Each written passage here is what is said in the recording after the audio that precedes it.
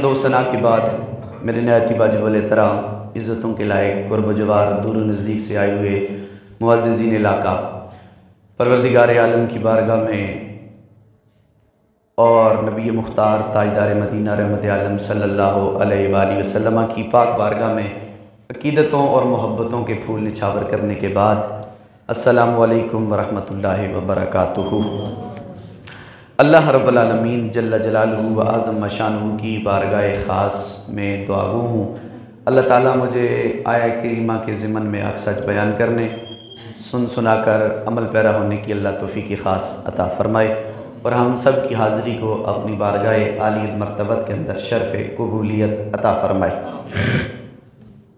आज का हमारा उन्वान गुफ्तगू मौज़ू सुख़न जो है वो महीने की मुनासबत से है, क्योंकि ये जो चाँद तुलू हुआ है वो रजब शरीफ का चाँद है, शब महराज नबी पाक अलैहिस्सलाम की महराज का ये महीना है। इस महीने में अल्लाह के महबूब अलैहिस्सलाम अल्लाह की बारगाह में हाज़िर हुए थे और मुहिब ने महबूब को देखा था, तालिब ने मतलूब को देखा था, बात यहाँ पे ख़त्म हुई, खुदा ने मुस्तफ़ा को देखा था और मुस्तफ़ा ने खुदा को देखा था। इसलिए शब महराज का महीना है। तो मैंने मशहूर व मारूफ़ आए बैयिनात कुरान करीम का 15वां पारा पहली आयत आप अब आपके सामने तिलावत की। दुआ करें अल्लाह मेरी ज़ुबान पर इस सूरह पाक के बबरकत हिस्से की वजह से कलिमातुल हक़ जारी व सारी फरमाए और सुन सुना कर अमल पैरा होने की तौफ़ीक़ ख़ास अता फ़रमाए। ये बड़ा मुश्किल मौज़ू है तरतीब के साथ बयान करना, लेकिन इंशाअल्लाह कोशिश करूँगा आप अब आपको शब महराज, इसके मकासद, इसके अगराज़ से आप आपको आगाह किया जाए।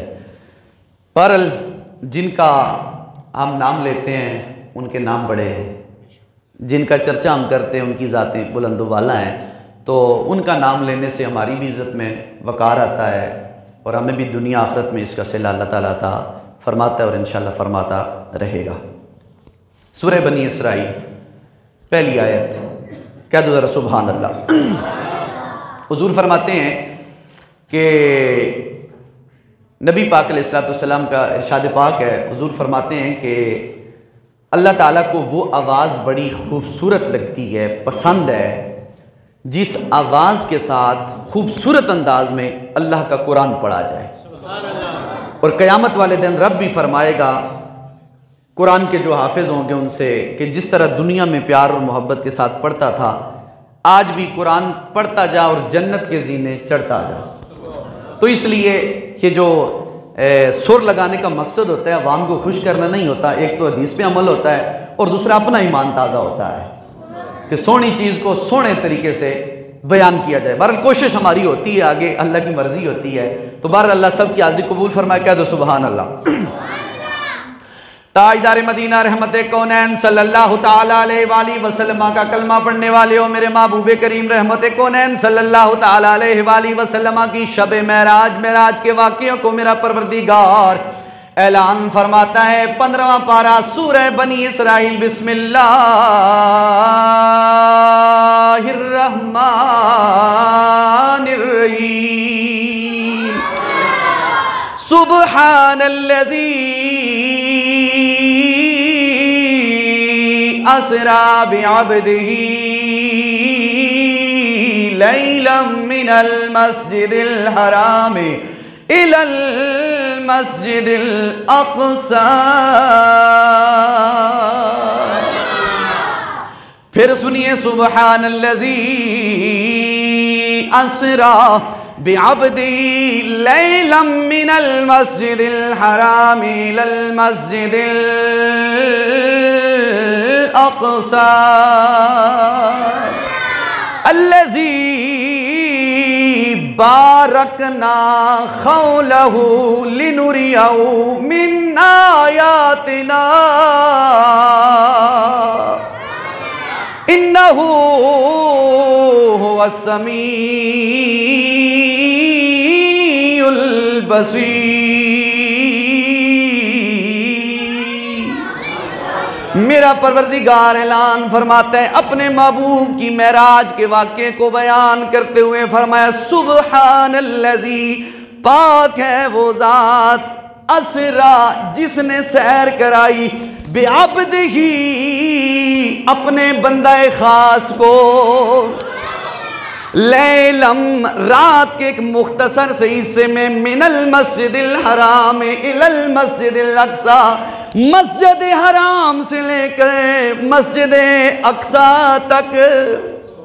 और मस्जिद अक्सा वो मस्जिद अक्सा है अल्लज़ी, ये वो जगह है मस्जिद अक्सा, बारकना हमने बरकतें रखी हैं, खौलहू इसके इर्दा गिर्द, लिनुरियहू ताकि हम दिखाएं अपने बंदे खास को, मिन आयातिना अपनी निशानियों में से बाज निशानियां, इन्नहू वस्समीउल बसीर,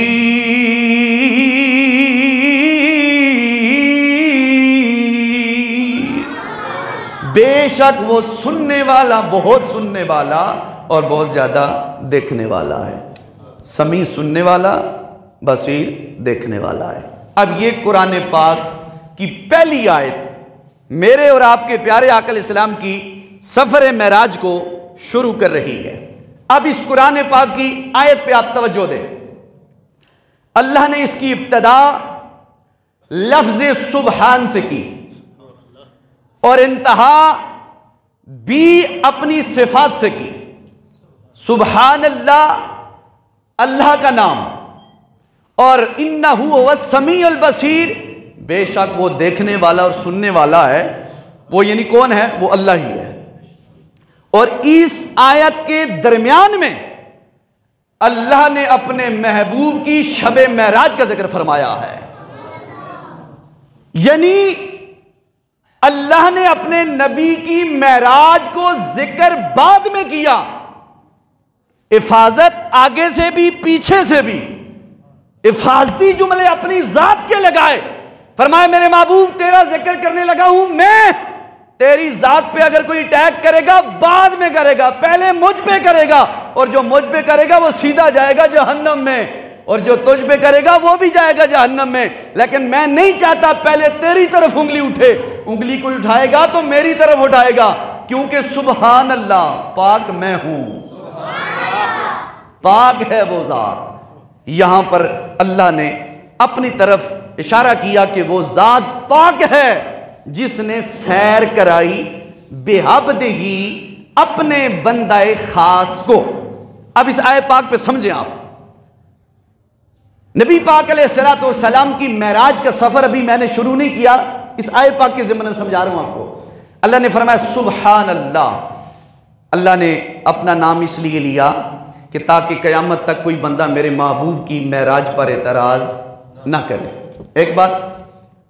दूसरा फरमाया अल्लज़ी, सुबहान अल्लज़ी वो अल्लाह, असरा जिसने सैर कराई, जिसने सैर कराई, बेअब्दिही अपने बंदाए खास को, लैलम रात के एक मुख्तसर से हिस्से में। सवाल मेरे और आपके जहन में आ सकता है और प्रैक्टिकल भी ऐसा है, मालिक सैर बंदा करता है रोशनी में। सैर बंदा कब करता है? रोशनी में। सैर का मतलब है किसी चीज का नजारा करना, किसी को देखना। मालिक आप कह रहे हैं कि बंदा खास को मैंने सैर कराई लैलम रात के एक मुख्तसर से हिस्से में, और रात भी वो रात जिस रात को आसमान पे चांद भी नजर नहीं आता। 27वीं शब, कौन सी? 27वीं शब, चांद भी नजर नहीं आता। तो इस रात को आप कहते हैं मैंने अपने महबूब को सैर कराई, और सैर दुनिया वालों का यह कानून है, दस्तूर है कि रोशनी में की जाती है। उलमा ने बड़ा प्यारा जुमला बयान किया। आपने फरमाया एक सैर है तुम्हारी, एक सैर है पैगंबर की। फरमाया तुम्हारी सैर और पैगंबर की सैर में जमीनों आसमान का फर्क है, इससे भी बड़ा फर्क है।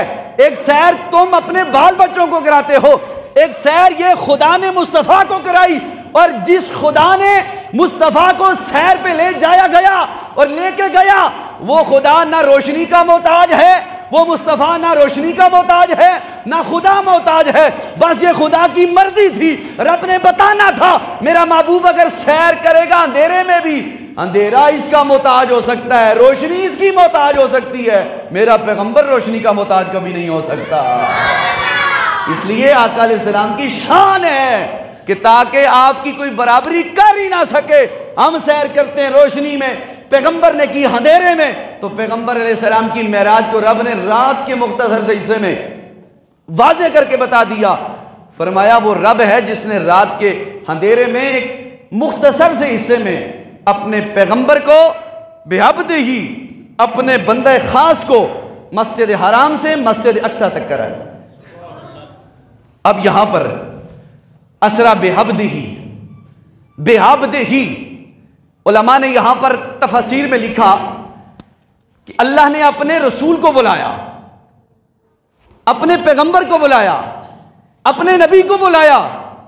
तो अल्लाह ने कुरान में बेरसूल ही भी कहा, नबी का लफ्ज़ भी मौजूद है कुरान में। तो रब ने यह क्यों नहीं कहा बेरसूल ही, मैं अपने रसूल को सैर पे बुला रहा हूं, यह बेहद ही क्यों कहा? फरमाया इसलिए इसके दो शुबहात दूर करने थे। पहला ये कि पैगंबर अल्लाह की तरफ से मिलने के लिए नहीं आए, बंदों की तरफ से गए, रब से कलाम करने के लिए, मुलाकात करने के लिए।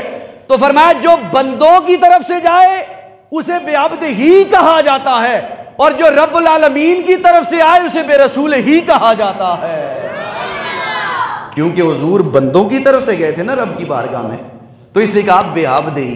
दूसरा जवाब यह है कि बेरसूल ही इसलिए नहीं कहा कि अल्लाह बता देना चाहता है कि बेअब्द ही लफ्ज बंदा इतनी बड़ी शान का मालिक है कि जमीन से लेकर आसमान तक, मस्जिद हराम से लेकर मस्जिद अक्सा तक, मस्जिद अक्सा से लेकर पहले आसमान तक, पहले आसमान से लेकर दूजे तक, दूजे से लेकर तीजे तक, तीसरे से चौथे तक, चौथे से पांचवें तक, पांचवें से छठे तक, छठे से सातवें तक, सातवें से मुकामे सिदरा तक, मुकामे सिदरा से मुकामे रफ रफ तक, फिर लामका तक, अर्शुल उला तक। फरमाया इस बेअब्द ही की इतनी बड़ी शान है कि जमीन से चला दूसरी जमीन तक और फिर लामका तक गया। बेअब्द ही की ये शान है तो फिर बेरसूल ही की शान कितनी होगी। इसलिए फरमाया बेअब्द ही, मैंने अपने बंदाए खास को। और तीसरी वजह यह है कि एक होता है हब्द, मैं और आप आम बंदे हैं, और साथ ही बेअब्द ही ये आने वाला मेरा खास बंदा है, खास बंदा है। अल्लाह ने यहां पर भी ये कैद लगाई है, हुक्म दिया है कि जो आने वाला आ रहा है कोई आम नहीं है, बेअब्द ही मेरा खास बंदा है। तो अल्लाह करीम ने हुक्म दिया कि मैंने अपने पैगंबर को सैर कराई रात के मुख्तसर से हिस्से में, मस्जिद हराम से लेकर मस्जिद अक्सा तक। कुरान पाक से नबी पाक अलैहिस्सलाम का सफर मेराज मस्जिद हराम से लेकर मस्जिद अक्सा तक कुरान पाक से साबित है। कहां से साबित है जी? कुरान पाक से साबित है। और मेराज का इनकार करने वाला मुतलकन काफिर है। क्या है जी? बोलो, काफिर है। कुरान की एक आयत का भी इनकार करना कुफर है। यहां से मस्जिद हराम से लेकर मस्जिद अक्सा तक नबी पाक अलैहिस्सलाम का सफर मेराज कुरान से साबित, और मस्जिद अक्सा से लेकर पहले आसमान से लेकर सातवें आसमान से लेकर मुकाम सिदरा से लेकर मुकाम रफ से लेकर अल्लाह के अर्शुल उला तक, लामका तक जो सफर है वो रसूलुल्लाह की हदीस पाक से साबित है। और हुजूर की हदीस का इनकार करने वाला भी मुसलमान बंदा नहीं होता। तो इसलिए हुजूर का जो सफर मेराज है वो कुरान और हदीस से साबित है। लेकिन फर्क ये है, मस्जिद हराम से मस्जिद अक्सा तक कुरान से साबित है, मस्जिद अक्सा से लेकर और लामकान तक ये हदीस पाक से साबित है। कुरान में इशारे भी हैं, लेकिन उलमा ने इस चीज पर जोर दिया है कि आधा सफर कुरान से, आधा सफर हदीस पाक से साबित है। अब तवज्जो चाहूंगा, फरमाया बेअब्दिही लैलन मिनल मस्जिदिल हराम मस्जिदिल अक्सा, मस्जिद हराम से मस्जिद अक्सा। मस्जिद हराम वो मस्जिद है जहाँ पे एक नमाज पढ़ो 1 लाख का सवाब। अल्लाह सबको ले जाना नसीब फरमाए। असरत तो करनी चाहिए ना कभी अल्लाह को मंजूरी हुई तो वीज़ा लग ही जाता है। बहरहाल नाउम्मीद बंदे को अल्लाह की रहमत से नहीं होना चाहिए। इंशाअल्लाह ज़रूर जाएंगे ज़िंदगी ने वफा की तो। तवज्जो फरमाया मस्जिद हराम एक मस्जिद। उस हज़रत अबू हुरैरा फरमाते नबी पाक अलैहिस्सलाम से सवाल किया या रसूलल्लाह सबसे पहले कौन सी मस्जिद बनाई गई? हुजूर ने फरमाया मस्जिद हराम।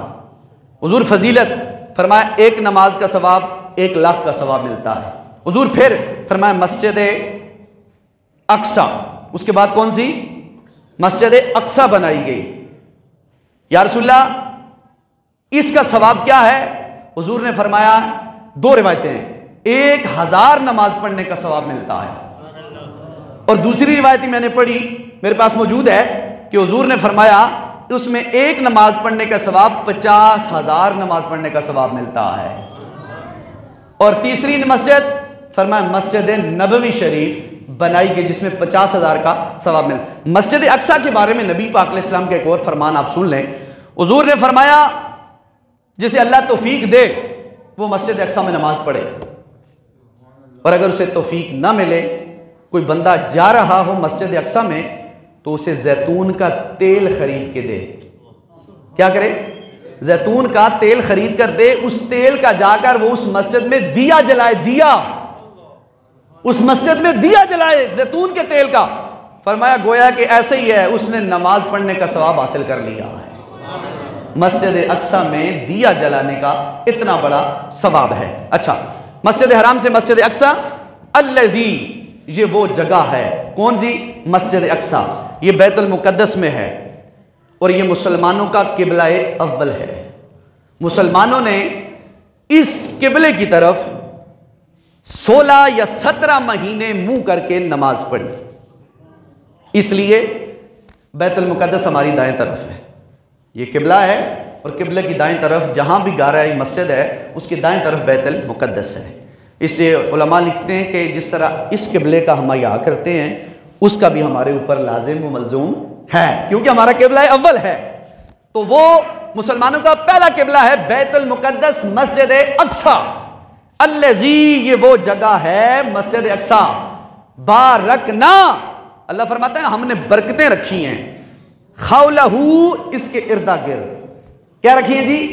बरकतें रखी हैं इसके इर्दा गिर्द। या अल्लाह कौन सी ऐसी बरकतें हैं? उलमा लिखते हैं बरकतें तो बहुत हैं, लेकिन 2 मेन बरकतें हैं।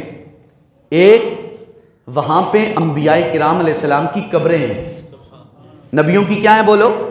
कब्रें हैं। उन कब्रों को अल्लाह क्या कह रहा है? हमने बरकतें रखी हैं इस मस्जिद के इर्दा गिर्द। पैगंबर का जिस्म बरकत है, बरकत। अल्लाह फरमा रहा है बरकतें हमने रखी। दूसरा फरमाया पकीज़ा दरख्त हैं। तीसरा फरमाया जहां पे नहरें हैं दाएं बाएं, इनको अल्लाह ने बरकतें करार दिया। तो जरूरी नहीं कि हम किसी इल्म से ही बरकत हासिल करें। फरमाया मस्जिद अक्सा वो जगह है जिसके इर्दा गिर्द बरकतें हैं। एक अंबिया की कब्रें हैं, दूसरा दरख्त है, तीसरा नहरें हैं। इनको अल्लाह ने बरकतें करार दिया।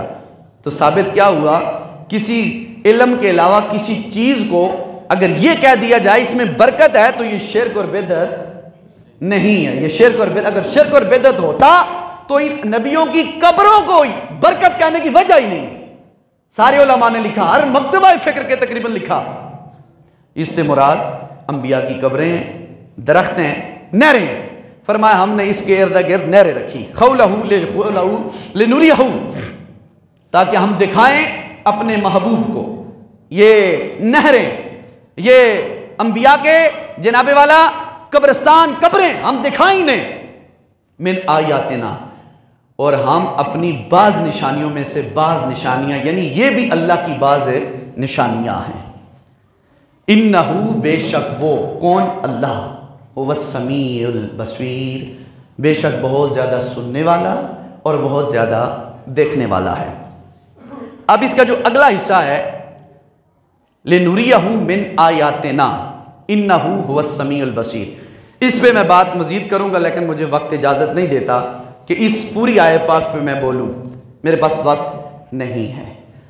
आखिर में दो तीन चार मसाइल हैं, क्योंकि वक्त के अंदर अंदर बात हो जाए तो वो बेहतर होती है। दूसरा ये भी है कि अगर कोई जुर्म आपके सामने हो रहा हो तो उसको आप अगर जुबान से रोक सकते हैं तो जुबान से रोको, हाथ से रोक सकते हो तो हाथ से रोको, और ये भी तौफीक नहीं है तो दिल से फिर उसको बुरा जानो।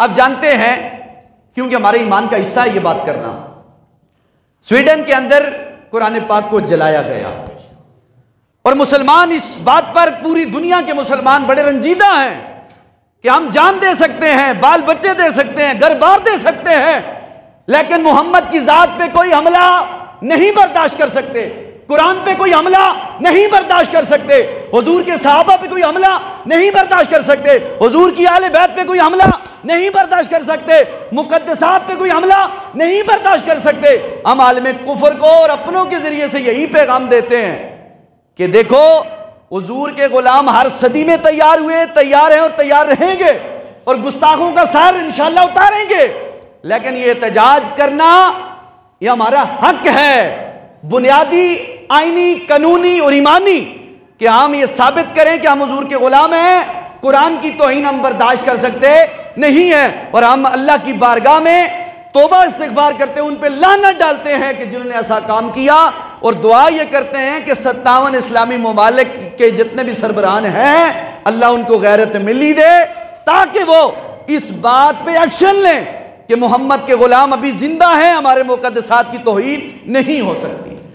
लेकिन क्या करें, कुछ हम मजबूर हैं और कुछ वो मजबूर हैं। बहरहाल अल्लाह सबको हिदायत नसीब फरमाए। वक्त मेरे पास तकरीबन 5-7 मिनट बाकी हैं। मैं एक मसला अब आपके सामने रखने लगा हूँ, मौजू इंशाअल्लाह ये चलता रहेगा। मोहतरम मुकाम जनाब इज़्ज़त माब हाजी वहीद अख्तर साहब ने मुझे हुक्म दिया कि इस मसले पे कुछ वजाहत की जाए, और मेरा भी हक बनता था आपके सामने ये मसला रखा जाए। देखो, हमारी ज़िंदगी गुजारने के लिए हमारे पास कुरान, हदीस, नबी पाक अलैहि सलाम के फरमान और उलमाए उम्मत के अक़वाल मौजूद हैं। उनके मुताबिक हमने ज़िंदगी कोशिश करनी, गुजारनी चाहिए। और जिस जगह पे मुझे फ़र्क लगे, अगर मेरा कोई बंदा इस्लाह करे तो मुझे खुशी का इजहार करना चाहिए, मेरी इस्लाह होगी। गुज़श्ता 2 जुमातुल मुबारक पे मैंने ऐलान किया था कि कुरान पाक के तहफ़्फ़ुज़ के लिए जगह का एहतमाम किया जाए, और जगह का एहतमाम किया गया। आफ्ताब भाई ने कहा जी मैं जगह दूंगा, वो अपने वादे के मुताबिक आज भी मौजूद हैं। लेकिन जिस वक्त मैंने ऐलान किया और उन्होंने आगे कहा लब्बैक मैं हाजिर हूं, मुझे अल्लाह के घर में खड़े होकर कहता हूं मुझे इस चीज़ का इल्म नहीं था कि ये जिस जगह के इन्होंने कहा ये कब्रिस्तान के लिए वक्फ है। ठीक है जी, बात समझ आ गया ना आपने? मुझे इस चीज़ का इल्म नहीं था कि ये जो जगह है कब्रिस्तान के लिए वक्फ है। बाद में जब पता चला तो मैंने ये बहार शरीयत खोली। इस बहार शरीयत में मैंने एक मसला पढ़ा, कब्रिस्तान वगैरह का बयान। ठीक है जी, उसमें 2 मसलों पे आप तवज्जो के साथ। कब्रों, मसला नंबर 1, सफ़ा नंबर 565, कब्रों के लिए ज़मीन वक्फ की तो वक्फ सही है, किसी ने वक्फ की तो अच्छी बात है, और असख यह है कि वक्फ करने से ही वाकिफ की मिल्क से खारिज हो गई। एक बंदा मालिक था, उसने ज़मीन दी, ये वक्फ है जनाजे के लिए, मस्जिद के लिए या जिसके लिए भी, वो अब उसकी मलकियत में, बोलो मलकियत में नहीं रही। इतना कहता गल समझ गए सारे? अब आप उसकी मलकियत में वो चीज़ नहीं रही। अगरचे ना भी मुर्दा दफन किया, ना अपने कब्जे से निकाल कर दूसरों को कब्जा दिलाया हो, बल्कि उसके हिस्से से वो काम फारिग हो गया। मसलन मैं पैसे देते हैं जलील साहब 1000 रुपया मेरी तरफ तुसी कबूल करो मस्जिद वास्ते, अब ये पैसा मेरा नहीं रहा, ये अल्लाह की राह में मलकियत हो गया है, अब इसका मैं मालिक नहीं। ये कमी पेशी करते हैं तो ये जुर्मदार हैं, मेरे भी अल्लाह रब्बुल आलमीन के भी। खफा ना जो सुन में ना गिर है। अच्छा, दूसरी बात यह है, अब ये एक मसला, अब फिर तीसरा मसला यह है, जो चीज़ बार शरीयत में मौजूद है आपने वक्फ कर दी। देखो, हर इल्म से ऊपर भी एक इल्म वाला मौजूद है। वो मसला जिसका आपको इल्म नहीं और आप वो उस पर अमल करते रहे, उलमा कहते हैं उस पर अल्लाह करीम इतनी आपकी पकड़ नहीं लेगा। क्योंकि आपको इल्म ही नहीं था। और जिसका आपको इल्म हो गया, अब उसके बावजूद उस पर आप अमल करते हैं तो उस पर पकड़ शरीयत की मिकदार में है। अगर किसी शख्स ने कोई जगह ज़मीन के लिए दी, फिर उससे हमारे फुकहा के नज़दीक, उलमा के नज़दीक बहवाला तौर पर आप उस जगह से नफ़ा हासिल नहीं कर सकते। क्या हासिल नहीं कर सकते जी? नफ़ा से मुराद मकई, गंदम, जवार, प्याज, थूम, कोई भी ज़राअत का काम, कोई भी खेती बाड़ी उससे आप नहीं कर सकते। अगर आप करते हैं, मसले का आपको पता है तो फिर आप गुनाहगार हैं। मसले का अगर आपको नहीं पता चला है तो फुकहा ने बयान किया है कि जो आपका उस फसल पे खर्चा हुआ है वो आप ले लें, बाकी वो जो चीज़ के अंदर साजो सामान है बेचने का, वो पैसा आप बेचकर उसी पे लगाएंगे, मस्जिद में भी नहीं दे सकते। अगर कब्रिस्तान के लिए वक्फ है तो कब्रिस्तान में कामों में ही आप लगाएंगे, मस्जिद के लिए नहीं।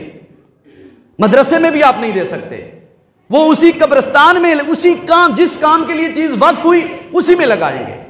अब तीसरा मेन मसला, अब यहां तक आप बात समझ आ गई ना।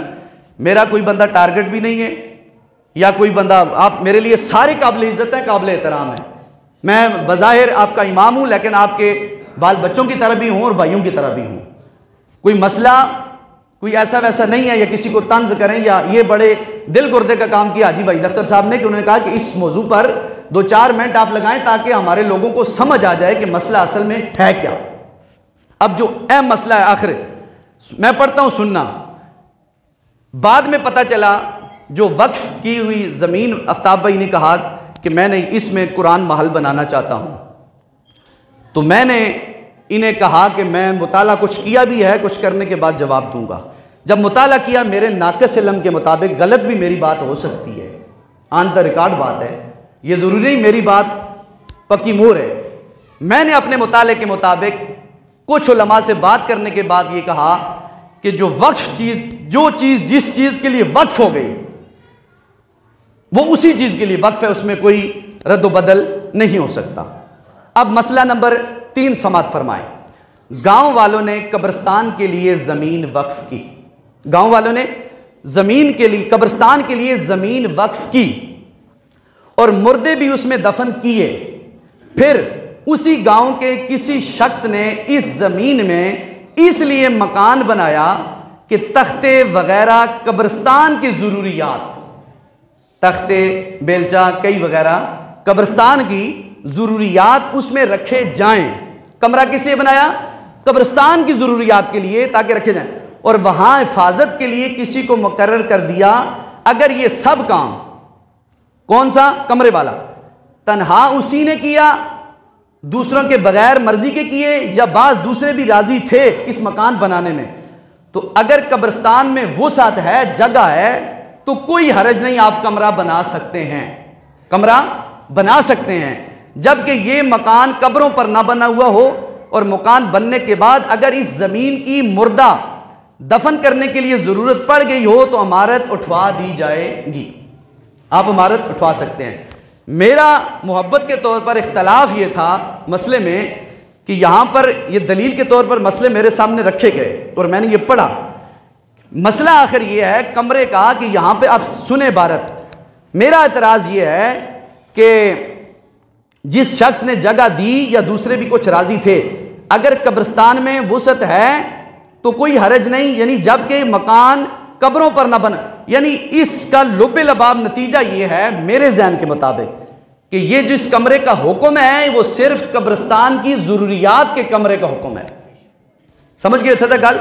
सिर्फ कब्रिस्तान की ज़रूरियात के लिए हुक्म है।